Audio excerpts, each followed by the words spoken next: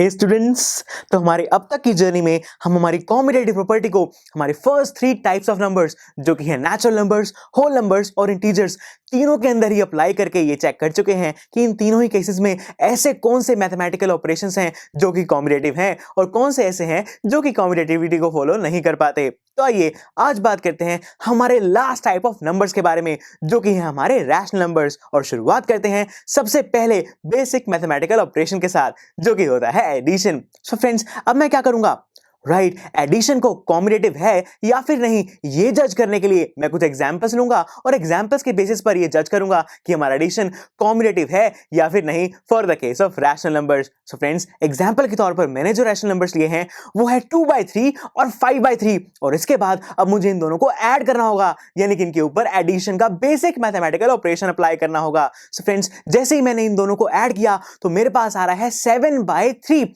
So friends, अब मैं ये तो चेक कर चुका हूं कि जब मैंने इन दोनों को ऐड किया तो मेरे पास क्या आया। अब मुझे क्या करना है, राइट, अब मुझे इन दोनों ही रैशनल नंबर्स की जो पोजीशन है उन्हें एक्सचेंज करना है कुछ इस तरीके से। इसका मतलब अब मुझे 5/3 के अंदर 2/3 को ऐड करके देखना होगा। और अब मैंने जब 5/3 के अंदर 2/3 को ऐड किया तो भी मेरे पास 7/3 ही आ रहा है, यानी कि भले ही मैंने 2/3 में 5/3 ऐड किया हो या फिर 5/3 में 2/3 को ऐड किया हो, दोनों बार जो मेरा आंसर आ रहा है वो सेम ही है जो कि है 7/3। यानी कि इस केस के अंदर तो जो मेरी कॉम्बिनेटिव प्रॉपर्टी है वो बिल्कुल सही से सेटिस्फाई हो पा रही है। लेकिन फिर भी हम एक और एग्जांपल लेकर देख लेते हैं। और इस बार जो मैंने एग्जांपल के तौर पर नंबर्स लिए हैं वो है 7/9 और 5/9 और फिर से बिल्कुल पहले की तरह मैं इन दोनों को ऐड कर दूंगा और इन्हें ऐड करने के बाद मेरे पास मेरा आंसर आ रहा है 12/9। तो आइए अब मैं इन दोनों रैशनल नंबर्स की जो पोजीशन है उन्हें एक्सचेंज कर देता हूं कुछ इस तरीके से, यानी कि अब मुझे 5/9 के अंदर 7/9 को ऐड करना है। और जब मैंने इसे सॉल्व किया तो मेरे पास फिर से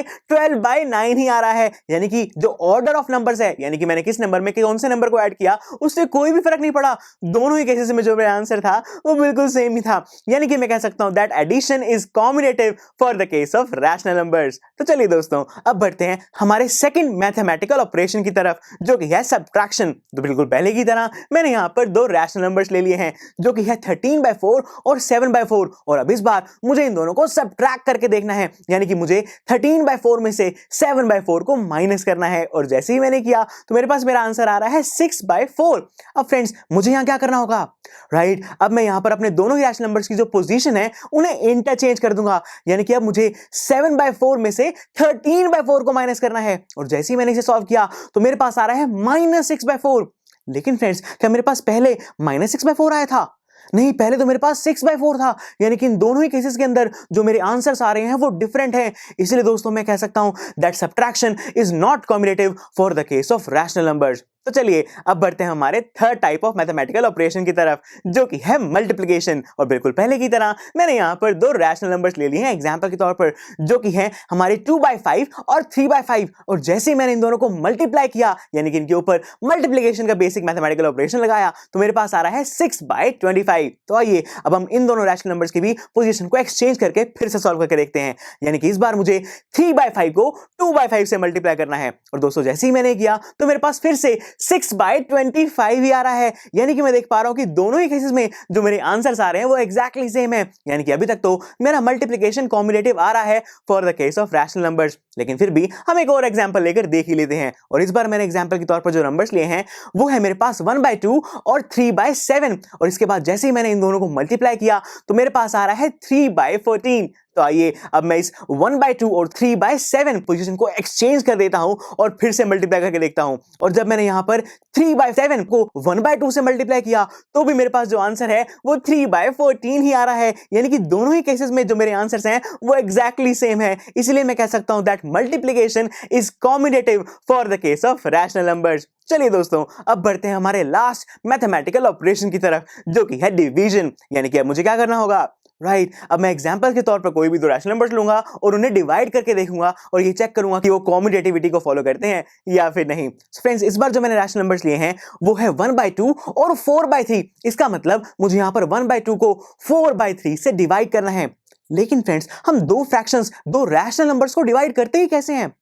राइट हम क्या करते हैं कि हमारा जो भी रैशनल नंबर, जो भी फ्रैक्शन डिवाइड के साइन के राइट हैंड साइड पर लिखी जाती है, हम उसे रेसिप्रोकल कर देते हैं, जिसकी वजह से जो डिवाइड का साइन है वो मल्टीप्लिकेशन के साइन के अंदर चेंज हो जाता है कुछ इस तरीके से। और हम मल्टीप्लाई करना तो बहुत अच्छे से जानते हैं, जो हमारा न्यूमरेटर है वो न्यूमरेटर से मल्टीप्लाई हो जाता है, जो डिनोमिनेटर है वो डिनोमिनेटर से मल्टीप्लाई हो जाता है। यानी कि दोस्तों मैं यहां देख पा रहा हूं कि अब मुझे 1/2 को 3/4 से मल्टीप्लाई करना है, और ऐसा करते ही जो मेरे पास आंसर आ रहा है वो आ रहा है 3/8। तो आइए अब हमारे पास जो हमारे दो रैशनल नंबर थे उनकी पोजीशन को एक्सचेंज करके फिर से सॉल्व करके देखते हैं कि जो हमारा आंसर आता है वो सेम आता है या फिर नहीं। तो दोस्तों हमारे पास अब मुझे क्या करना है, राइट अब मुझे 4/3 को 1/2 से डिवाइड करना है, और बिल्कुल पहले की तरह जो नंबर हमारे डिवाइड के साइन के राइट हैंड साइड पर लिखा हुआ है यानी कि जो 1/2 है मैं उसे रेसिप्रोकल कर दूंगा, और जो हमारा डिवाइड का साइन है वो मल्टीप्लिकेशन के साइन में चेंज हो जाएगा। यानी कि अब मुझे 4/3 को 2/1 से मल्टीप्लाई करना है, और ऐसा करते ही जो मेरा आंसर आ रहा है वो आ रहा है 8/3।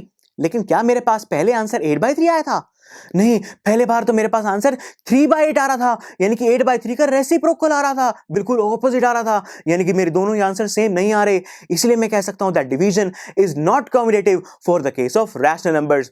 तो दोस्तों इसी के साथ हमने अपने चारों बेसिक मैथमेटिकल ऑपरेशंस को चेक कर लिया है कि कौन से ऐसे ऑपरेशंस हैं जो कि रैशनल नंबर के केस में कम्यूटेटिव आते हैं और कौन से ऐसे हैं जो कि कम्यूटेटिव नहीं आते। और मैं यहां साफ साफ देख पा रहा हूं कि जो मेरा एडिशन और मल्टीप्लिकेशन का बेसिक मैथमेटिकल ऑपरेशन है ये दोनों तो कम्यूटेटिव हैं for the case of rational numbers, लेकिन जो मेरा सब्ट्रैक्शन और डिवीजन का मैथमेटिकल ऑपरेशन है ये दोनों ही कम्यूटेटिव नहीं आ पा रहे।